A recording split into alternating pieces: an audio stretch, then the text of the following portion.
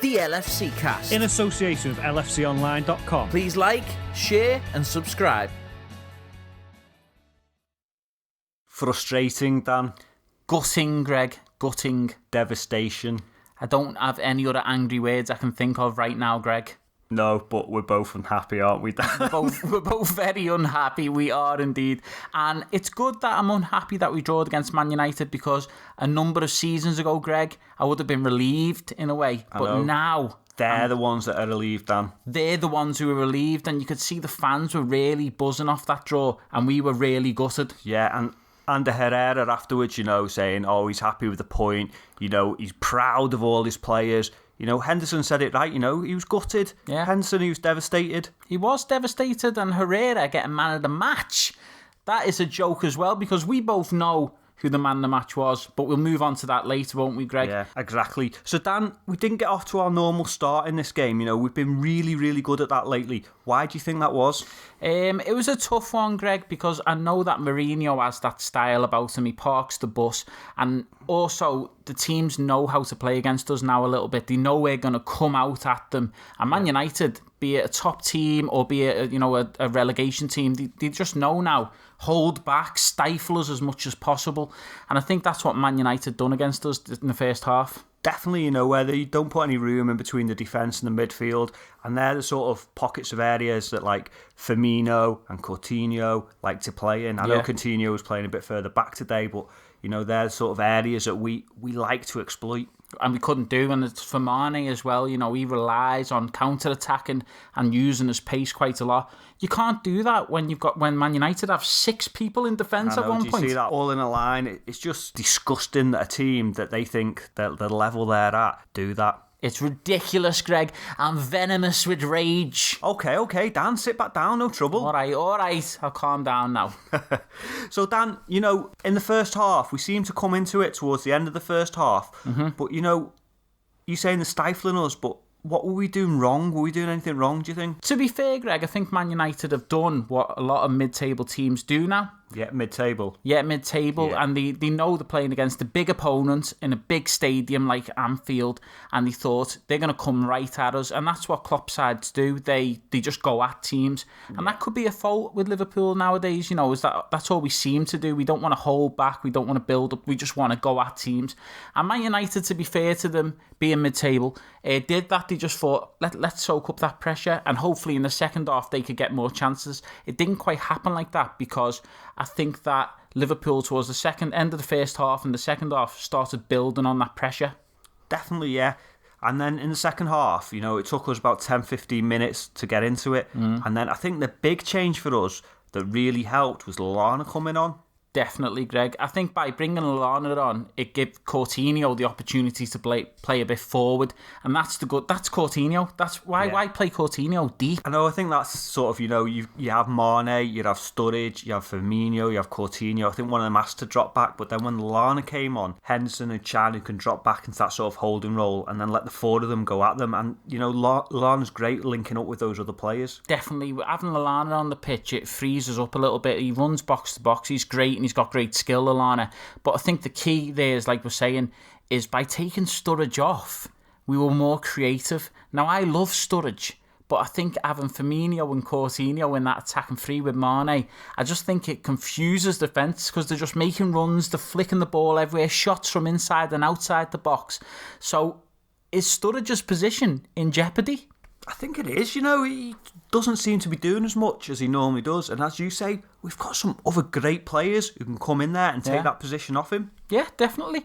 And if he doesn't, I don't want to say buck up his ideas, because that sounds like he's terrible, but he needs to step up to that next level if he wants to stay in this squad. Because I love Sturridge, don't get me wrong, I think he's a great finisher, but I think he's always been a very selfish striker who's, he just likes to make them runs. He doesn't like to be part of team build-up play, passing and all that. He just likes to make runs and finish, and I don't think that's what Klopp wants to do with our attack. I'll say one good thing about Sturridge though, when he came off, he didn't have his normal little sulk. Yeah. You seen him giving players high five and that, and that's hard for him sometimes, because he's not the type of player who wants to come off, but Klopp's trying to get that childish behaviour out of him. Definitely, Greg. I've seen him coming off the pitch, shaking his head, kicking off, but you're right, clapping, being part of the team game. He knew that by coming off, there was a potential for us to get a win, and we looked so much more dangerous, didn't we? Yeah, definitely. And I think Klopp's the one who's done that. There's not many managers that could turn Sturridge around like that, I think, because as you say, he can be a very selfish player and person. Yeah. So Klopp's done well there. He has, yeah. In terms of the actual chances, I mean, we will speak a little bit about Ibrahimovic's chance. The cross came in. What do you make of that? Oh, to be fair, he should have done better, shouldn't he? A lot better. Yeah. It's like he played the ball across and then there was just no one there instead of having to go a goal. It wasn't even a shot. I don't think it was. I think he thought that there was someone coming in and he heads it across the box because it was just completely wide, wasn't it? Before we talk about our chances, Dan, how do you think our defence did?